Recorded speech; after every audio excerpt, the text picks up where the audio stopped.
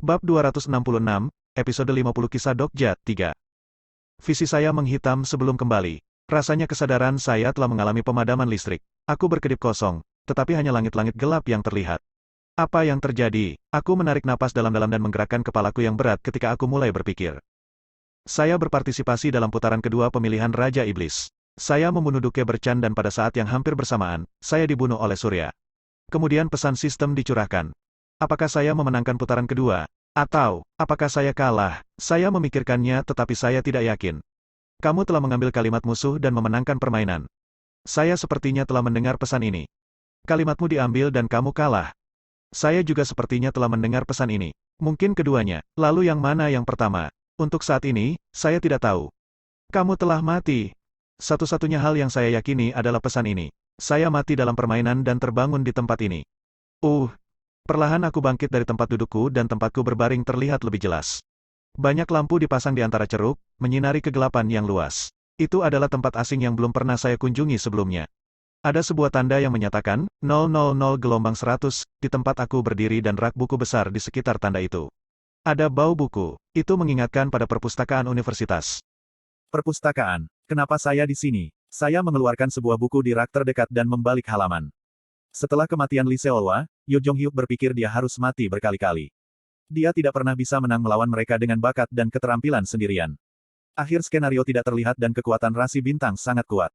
Balas dendam untuk Lee Ji-hye dan Lee Seolwa tidak dapat dicapai. Yo Jong-hyuk berpikir di tengah-tengah keputusasaannya. Kalimat-kalimat dalam gaya yang akrab sudah diatur dan saya membaca kalimat-kalimat itu seolah-olah sedang dihisap. Bagaimana jika saya memiliki sponsor? Itu adalah adegan yang tidak muncul secara detail di Ways of Survival. Meski begitu, saya tahu adegan ini. Itu karena adegan itu dikalahkan puluhan atau ratusan kali dalam imajinasiku. Rasi bintang, tanda tanya, ingin kau menjadi inkarnasinya. Petik 1. Ini adalah pertama kalinya Yo Jong-hyuk menerima sponsornya. Yo Jong-hyuk dalam regresi ke nol berulang kali dilatih sampai batasnya tanpa sponsor tetapi harus berlutut di depan inkarnasi. Atribut baru, regresor akan berkembang. Itu adalah kisah ketika Yo Jong-hyuk pertama kali menjadi regresor. Aku secara refleks menutup buku itu dan melihat judulnya. Yo Jong-hyuk, rekor ke-56 babak ke 0. Tiba-tiba aku tahu tempat apa ini. Saat mata saya terbiasa dengan kegelapan, lingkungan sekitarnya tampak lebih baik. Ini adalah perpustakaan tempat semua catatan Ways of Survival dikumpulkan. Aku bergumam dengan sedikit lelah. Petik 2. Sepertinya lebih dari 3149. Ways of Survival itu panjang tetapi tidak sampai sejauh ini. Ruang besar ini dipenuhi dengan buku-buku. Saya tidak yakin apakah saya bisa membaca setengah dari buku itu meskipun saya mencurahkan seluruh hidup saya untuk itu. Lalu saya sakit kepala. Ingatan melengkung pecah seperti kulit telur yang pecah. Tempat yang tadinya terasa asing ini sekarang terasa akrab. Lampu-lampu di relung dan rak-rak buku. Perlahan-lahan aku merinding dan perasaan intens menghantam kepalaku. Saya sudah datang ke tempat ini sekali. Kapan itu? Kapan? Kim Dokja. Suara itu bergema di perpustakaan. Saya tahu nada ini. Petik 2. Dinding keempat. Kemudian seluruh perpustakaan bergetar lemah. Kamu jadi berada di Danger. Bahaya. Aku memanggilmu. Tembok keempat memanggil saya ke sini. Tidak sulit untuk mencari tahu apa maksudnya. Mungkin, kamu juga ada di sini. Benar. Bagaimana caranya keluar dari sini? Di mana pintu keluar? Petik 2. Hei. Saya memanggil beberapa kali lagi tetapi dinding keempat tidak menjawab. Dia adalah seorang pria yang tidur ketika mengantuk sehingga dia mungkin tertidur lagi kali ini. Saya harus menemukan jalan keluar sendiri. Anda tidak dapat menggunakan sudut pandang pembaca Mahatau di lokasi ini. Anda tidak dapat menggunakan bookmark di lokasi ini. Semua keterampilan saya yang tersedia diblokir. Saya tidak bisa melihat ujung perpustakaan tidak peduli seberapa jauh saya berjalan. Saya tidak bisa melihat pintu keluar ketika saya melihat ke utara, selatan, timur dan barat. Saya menjadi yakin bahwa saya tidak dapat melarikan diri dan merasakan kenyamanan seperti narkoba. Surga. Di mana-mana saya melihat adalah cara bertahan hidup. Itu adalah dunia yang penuh dengan cara bertahan hidup. Saya mungkin senang jika saya datang ke sini sebelum skenario dimulai. Itu adalah kisah yang tidak akan pernah berakhir tidak peduli berapa banyak yang saya baca. Saya tidak akan kelaparan karena saya hanya seorang jiwa. Tidak ada cara bagi saya untuk keluar jadi saya harus membaca lebih banyak buku. Saya tidak tahu. Mungkin ada cara di buku ini. Saya menarik buku-buku dari rak, menumpuknya di samping satu sama lain dan mulai membacanya. Saya mencari sebentar dan sekali lagi menyadari bahwa cara bertahan adalah cara bertahan. Petik 2. Terlalu banyak penjelasan. Lingkungannya sunyi sehingga kecepatan membaca buku itu lebih cepat dari biasanya. Namun, saya tidak membacanya dengan kasar. Seperti seorang gourmet yang sudah lama kekurangan daging, aku memotong setiap kalimat menjadi beberapa bagian dan menikmatinya. Brengsek itu, dia imut saat ini. Petik 2. Sial, aku seharusnya membunuhnya sedikit lebih awal. Beberapa cerita sudah diketahui dan beberapa tidak. Informasi ini dilupakan. Apa, ada sesuatu seperti ini? Petik 2. Tidak ada seorang pun di tempat ini dan saya secara alami berbicara sendiri. Saya tidak sadar tentang pendengar manapun. Jadi, saya membaca beberapa buku lagi. Ada rasa bangga di hati saya dan kehangatan naik. Tiba-tiba, saya merasa lemah. Kenapa aku tidak menyerah saja dan tetap di sini? Tidak akan terlalu buruk jika saya tidak pernah bangun dari sini. Tidak ada skenario di sini untuk membunuhku. Saya tidak perlu melihat rasi bintang. Setelah membaca sejumlah buku, saya berlari melewati beberapa rak buku, membaca yang di tengah. Yo Jong-hyuk terkadang memikirkan hal ini. Jika saya belum bertemu dengan pria di jembatan itu, apa yang akan terjadi? Atau jika aku membunuhnya di sana, apa yang akan terjadi dengan sisa hidupku? Petik 1. Saya melihat frasa yang sudah lazim dan secara refleks melihat judul buku itu. Yo Jong-hyuk, rekor ke-12 babak ketiga. Seperti yang diharapkan, itu adalah ronde ketiga. Saya membuka beberapa buku lagi. Beberapa di antaranya ditulis tentang saya. Sialan Kim Dokja. Beberapa buku berisi. Kim Dokja, bangun. Kim Dokja. Petik 2. Beberapa kata-kata baik ditulis. Di beberapa buku, tidak ada yang ditulis. Teks tidak dapat dibaca, teks tidak dapat dibaca, teks tidak dapat dibaca, teks tidak dapat dibaca, teks tidak dapat dibaca, teks tidak dapat dibaca, teks tidak dapat dibaca, teks tidak dapat dibaca, teks tidak dapat dibaca, teks tidak dapat dibaca. Kalimat-kalimat itu difilter dan tidak bisa dibaca. Beberapa episode memiliki halaman kosong. Seolah-olah cerita itu belum direkam. Semua buku disusun sesuai dengan urutan putaran. Seolah-olah seseorang telah mengaturnya sehingga saya dapat menemukannya dengan mudah ketika dibutuhkan. Tapi siapa?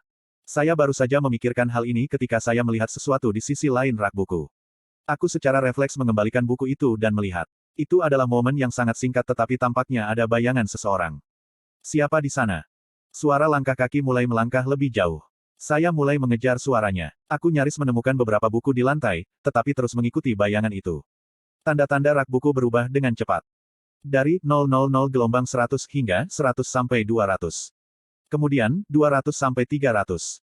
Yo Jong-hyuk, rekor ke-373 dari babak ke-24.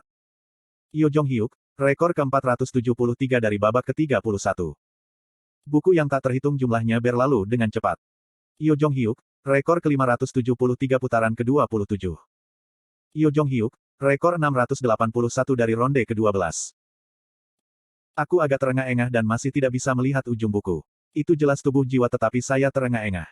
Saya terus berlari. Ini adalah kesempatan. Jika saya merindukan orang ini di sini, saya tidak akan bisa menangkapnya lagi. Seberapa jauh saya pergi? Saya semakin dekat. Tunggu. Saat aku berteriak, lantai di depanku tiba-tiba menghilang. Tubuh saya gagal mengatasi inersia dan jatuh ke depan. Aku mungkin jatuh jika aku tidak secara refleks meraih rak buku di sebelahku. Yo Jong-hyuk, rekor ke-1863 putaran ke-22. Yo Jong-hyuk, rekor ke-1863 dari babak ke-23. Yo Jong-hyuk, rekor putaran ke-1863 ke 1863. Buku-buku mengalir ke kepalaku. Rasanya sakit seperti tinju Yo Jong-hyuk. Aku baru saja menggali tumpukan buku dan bayangan yang kucari sudah menghilang. Kotoran. Sebaliknya, ada tebing di depan mataku. Saya tidak bisa melihat dasarnya. Ah. Aku menatap tebing seolah kesurupan. Ini adalah akhir dari perpustakaan. Itu adalah akhir dari semua cerita. Saya menatapnya dan merasakan keinginan untuk melemparkan diri. Saya merasa seperti saya bisa tahu sesuatu yang sudah lama saya tanyakan. Jika saya bisa masuk ke dalam sana. Saat tubuhku miring ke bagian bawah tebing, seseorang dengan erat meraih pundakku. Kamu akan mati jika jatuh. Itu benar-benar, di luar tembok. Menamparkan, menamparkan, menamparkan, menamparkan. Bangun. Menamparkan, menamparkan, menamparkan, menamparkan. Yo Jong-hyuk si, hentikan. Wajah Dokja si bengkak. Petik 2. Apa yang terjadi? Dia masih bernafas. Saya pikir ada kejutan pada jiwa. Petik 2.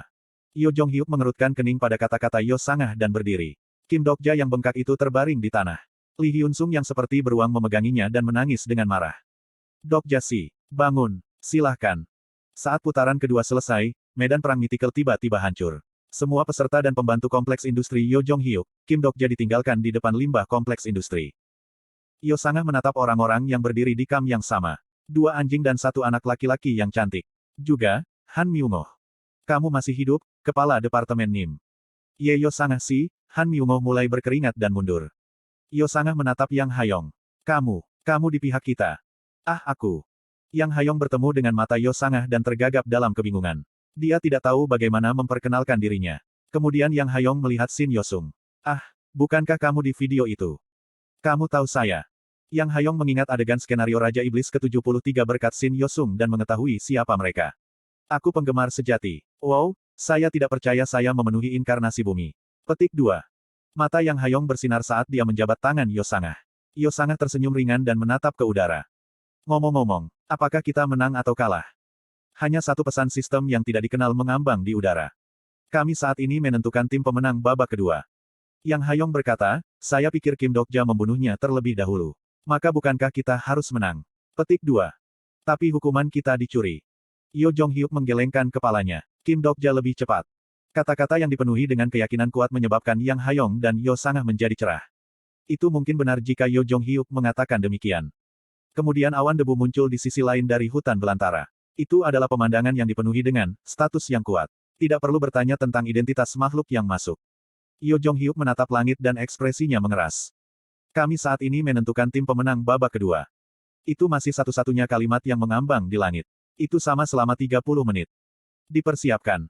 Hah? Sesuatu yang salah. Dalam skenario utama, biro yang bergerak cepat tidak akan pernah menghabiskan 30 menit untuk menentukan pemenang. Dengan kata lain, situasi ini dimaksudkan oleh seseorang. Seseorang tidak ingin skenario berakhir seperti ini. Realm Iblis ke-73 yang sekarang dipenuhi dengan sejumlah besar kemungkinan karena medan perang mitikal. Yo Jong-hyuk mengeluarkan pedang setan hitamnya dan menyatakan, kali ini bukan game. Deru mengerikan dari Thunder Eating Bird memenuhi langit. Rasi bintang yang tidak lagi menerima penalti dari permainan akan datang ke sini. TL, Rainbow Turtle.